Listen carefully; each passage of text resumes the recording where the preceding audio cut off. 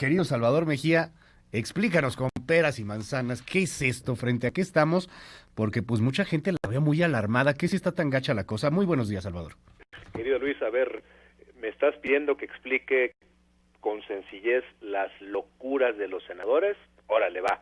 Acepto el reto, Luis. A ver, hagan de cuenta que en nuestra empresa tenemos una pequeña empresa familiar y decidimos, después de 3 generaciones de generar dinero a través de la venta, digamos, de taquitos al pastor, decidimos meter como socio a una persona con los peores antecedentes del mundo, que es nuestro vecino.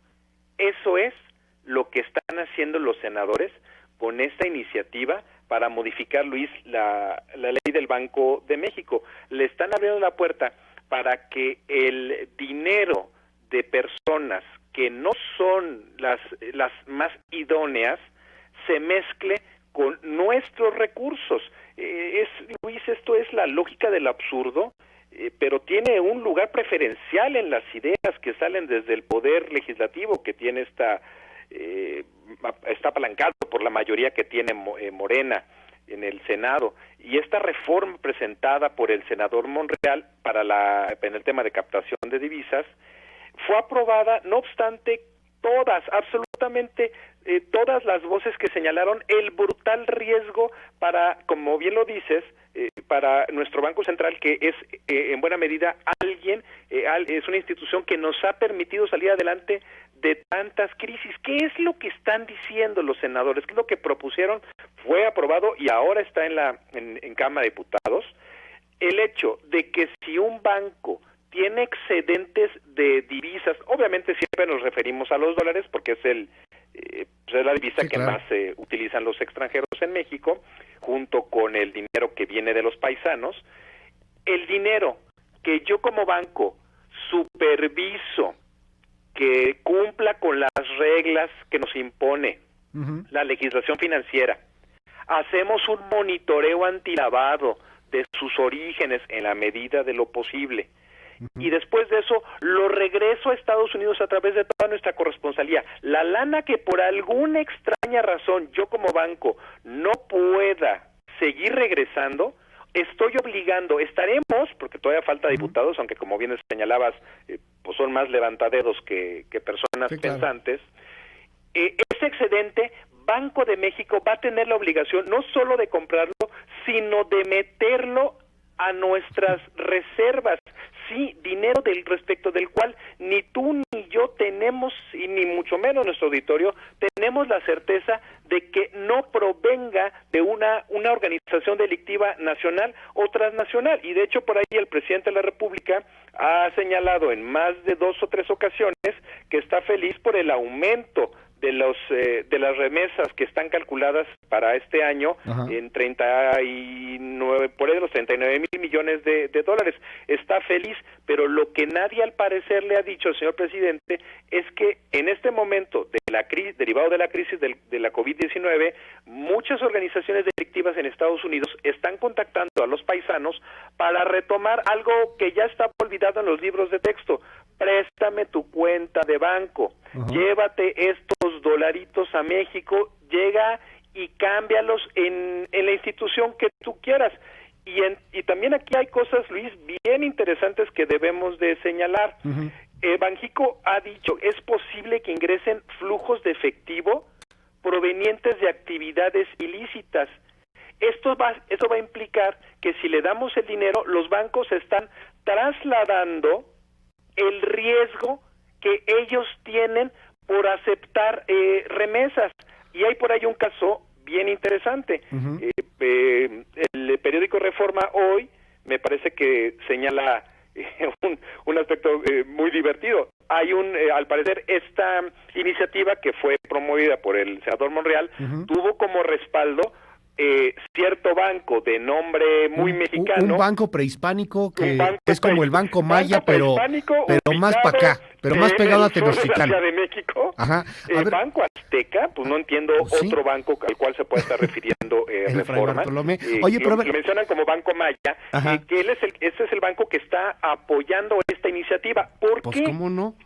A ver, corrígeme si me equivoco, porque aquí es un asunto harto técnico de pronto y es bien interesante, porque puedes llegar a tener afectaciones. Está muy padre para ciertos bancos que puedan estar recibiendo dólares como si no hubiera mañana. O sea, pero, en atención, Luis, a su propio riesgo. Pero es que ahorita ya no va a ser su riesgo, ¿no? O sea, se lo van a vender al Banco de México y bye. Y tú sabes lo que captas, padre. Vamos a ponerlo así, Luis, lo justificas con todas las leyes, con todo tu staff antilavado, y al final tú regresas esa parte a través de tus corresponsales al país de origen de las divisas, pero lo que no logres regresar es porque no está justificado. Entonces, el riesgo que tú corres se lo vas a trasladar a nuestro Banco Central. Pero además el Banco Central de México, de acuerdo a la iniciativa de Monreal, va a estar obligado a comprarlo.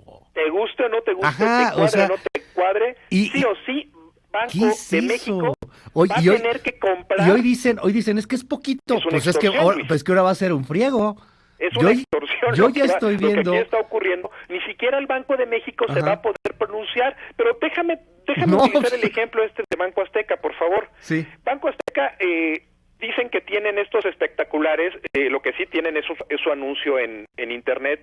Tú puedes venir aquí a hacer operaciones de dólares, ve 7 días a la semana, de 9 a 9, a través no solo de nuestra red de sucursales que están diseminadas en todas sus tiendas, sino a través de los más de 11 transmisores que ellos tienen, con los cuales ellos tienen relaciones de negocio. El apetito del riesgo por la compraventa de dólares de este banco pues, es muy elevado, y lo que no les cuadren en sus libros de contabilidad al final del día se lo van a mandar a Banxico. Sí. Oye, Salvador, fíjate que no termino de entender el riesgo. Sale. Imaginémonos el impacto por el hecho de que el dinero que venga de la delincuencia organizada entre a las reservas de Banxico. O sea, vamos a meter a nuestras reservas, sea objeto de sanciones internacionales. Vamos a meter a nuestras reservas dólares con sangre. Literalmente, dólares manchados de sangre. Dólares de sangre. Imagínense así, que esto, con el pedacito de sangre, ahí es lo que va a pasar. Entre a las arcas de Banco de México. Va a entrar, o sea, es que ¿por qué dices subgobernador Gerardo Esquivel lo mencionó? Esto no va. Y también creo que aquí hay un gran problema porque al parecer los senadores, y espero que los diputados hagan lo contrario, pero no lo veo muy claro, van en contra de todo el discurso que tiene Santiago Nieto en la Unidad de Inteligencia Financiera, que busca reducir el uso del efectivo.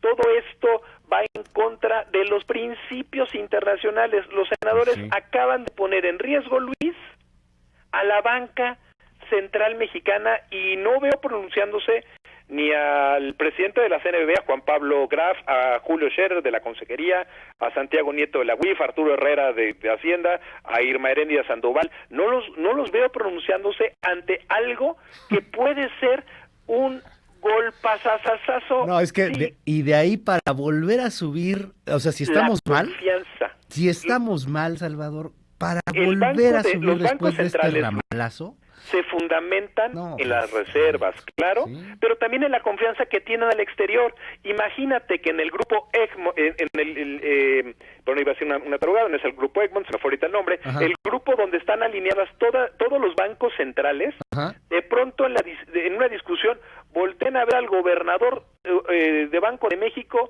y le digan, híjole, pues es que tú estás tomando dólares sin que tengas la certeza de dónde provienen y los estás metiendo a tus reservas internacionales. Y aquí hay que acotar que algunas cosas porque insisto, es un tema bien técnico y es un tema en donde en este país tan maniqueo y en este país donde todo lo queremos ver blanco o negro, empieza a haber broncas.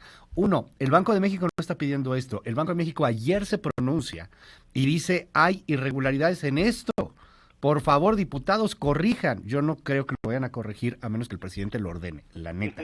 Pero el Banco de México está puesto sobre la lona, le están poniendo una daga en el cuello y no es el Banco de México el que estaba pidiendo esto, al contrario, pidió que no lo hicieran. Peor aún, senadores en soberbia, senadores que son cercanos a Ricardo Monreal, decían al día de ayer algo, fue el senador Armenta, tan soberbio como esto: si hemos quitado el fuero al presidente, claro que podemos modificar la autonomía del Banco de México. O sea, está no sobrado, sino lo que le sigue. Y a mí me ha brincado mucho porque ayer, por ejemplo, Salvador, gente como Simón Levy, que es pues, gente de la 4T, la neta, le aplaude un friego a la 4T. Dice Simón Levy. La Asociación de Bancos de México, Luis, también ya se pronunció. No, es que sí, a la Asociación de Bancos de México con Luis Niño de Rivera, por ejemplo, también se pronuncia por el riesgo frente al que estamos. Pero dice, por ejemplo, Simón Levy, que yo insisto, es muy 4T, o sea, si ya tienes a Gerardo Esquivel, que es 4T como subgobernador, Simón Levy dice lo siguiente: obligar al Banco de México a incorporar reservas internacionales, todos recursos en efectivo que al no poderse repatriar y que llegan del turismo o remesas sin verificar la procedencia, afecta severamente la credibilidad y la autonomía del Banco Central y la economía de México. La Cámara de Diputados, dice Levy, debe corregir el grave error que cometió el Senado a las reformas propuestas a la ley del Banco de México. Nunca debe comprometerse ni con el menor intento las reservas internacionales de nuestro país y muchísimo menos la autonomía del Banco Central. Gravísimo. O sea, personas tan importantes como mi querida María Ariza, la directora general de la segunda Bolsa de Valores en México, puso un tuit señalando que la fortaleza que tiene nuestro país se fundamenta en la autonomía de la banca central. Por favor, recapaciten, diputados.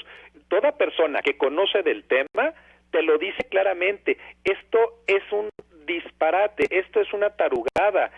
Si las cosas las dejamos, Luis, como están, o sea, me refiero a esta iniciativa para modificar la ley de Banco de México, el Banco de México mismo podría ser copartícipe en el proceso de lavado de dinero, es decir, colocar el dinero, con la colocación, la estratificación, la integración de lavado de dinero. Y preguntémonos, aunque esto es un escenario muy avanzado, si incluso el Banco de México no podría llegar a ser sujeto de sanciones internacionales. Esto es un sinsentido. Lamentablemente, utilizaste la palabra soberbia, hago lo mismo, la soberbia de muchos senadores, incluido este cuate, el senador Armenta, que le encanta meterse en temas financieros cuando desconozco si realmente tiene algún tipo de experiencia real en la materia. Pues se sabe la tabla del 8. Proponiendo esto. Sí, yo creo que se sabe la tabla del 8, la del 9 ya le complica, pero la del 8 sí la pero tiene clara. Más allá de la risa, Luis, créanme, remesas 2020 están calculadas arriba de los 39 mil millones de dólares. Está muy Al parecer, fuerte esto. nuestras autoridades, nuestros legisladores no están al tanto de que la delincuencia organizada necesita todavía en medio de la pandemia seguir moviendo sus capitales. Oye, ya me quitaron este candado, vamos a meternos por aquí y vamos a mandar flujos de efectivo en físico, lo que supuestamente, Luis Auditorio, ya estaba muy trabajado, ya es algo que las autoridades, los bancos lo tenían muy trabajado. Creo firmemente que el presidente de la CNBV, el titular de la UIF, el secretario de Hacienda, tienen que pronunciarse a la voz de ya y que quede claro que diputados todavía pueden darle la vuelta a este problema. Difícil, pero tienen la posibilidad legal. No nos hagamos. En diputados van a hacer lo que mande el presidente. ¿Quién está cerca del presidente en este momento? Todos los asesores que tiene. Arturo Herrera creo que va a tener que jugar un papel fundamental. Esto se aprueba y pues que Dios nos agarre confesados, querido Salvador. Oye, rápidamente, el presidente habló hace unos momentos sobre un asunto que tiene que ver con la corrupción en Pemex, esta empresa Vitol. Escuchemos parte de lo que dijo en la mañanera. Se investiga y, de ser cierto, se castiga a los responsables. Nosotros no somos tapadera de nadie. Pues es lo que ha señalado el presidente de la República. Por ahí el Departamento Norteamericano, el Departamento de Justicia, multa a esta empresa porque pues resulta ser que se puso a sobornar a funcionarios en la administración de Lord Peña Nieto, pero también en la Cuarta Transformación. Salvador, cuéntanos un poco. A ver, nuestro viejo amigo, el fiscal del Distrito del Este de Nueva York, el señor Duchamp, lo dijo. Esta empresa Vitol es una empresa internacional, metida en el tema energético, pagó sobornos en Brasil, en Ecuador y en México para ganar contratos. Esto en franca violación a la ley gringa anticorrupción, la famosa FCPA. Al parecer en México sobornó a un funcionario en lo concreto para obtener contratos entre 2015 y 2020, como bien lo dices, durante el sexenio de Lord Peña Nieto, pero también... Perdóname, Salvador, te interrumpo. Salvador, te interrumpo. Nos enlazamos a la mañanera, está hablando sobre Banjico, el presidente de la República. Miren, si esto no es una vergüenza.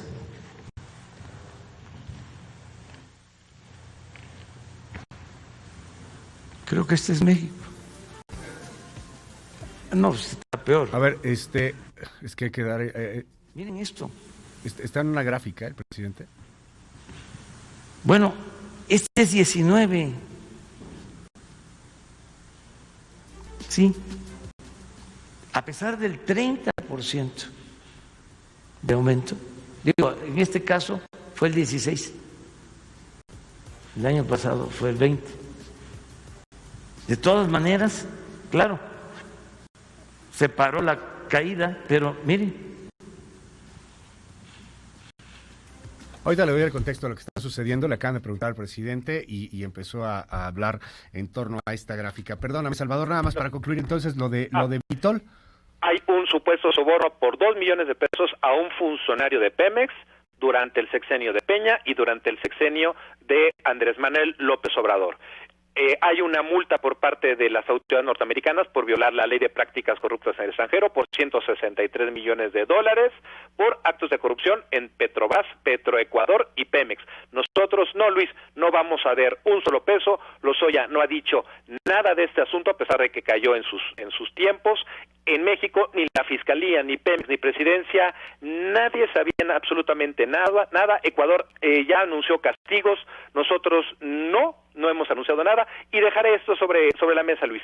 ¿Qué diablos está ocurriendo con las empresas extranjeras que operan en México? Supuestamente Vitol es una empresa con áreas legales de cumplimiento, con códigos de conducta, obligaciones, y sin embargo incurrió en actos de corrupción. Me pregunto a ratos si no necesitamos endurecer mucho más allá de lo que se ha platicado el marco jurídico empresarial en materia anticorrupción, y me pregunto, Luis, si será cierto o no lo que dijo en su momento el expresidente Peña, si tenemos un problema de corrupción. Gracias, Salvador Mejía. Estoy sacando el audio, en un momento lo tendremos listo. El presidente le preguntan rápidamente sobre el tema de Banjico y lo que dice es, si se ha aprobado en el legislativo se tiene que respetar. Vamos a ver cómo se ponen las cosas, querido Salvador, lo estaremos discutiendo. Te mando un abrazo. Claro que sí, Luis. ¿Tu Twitter? @ESMGía, estamos a la orden.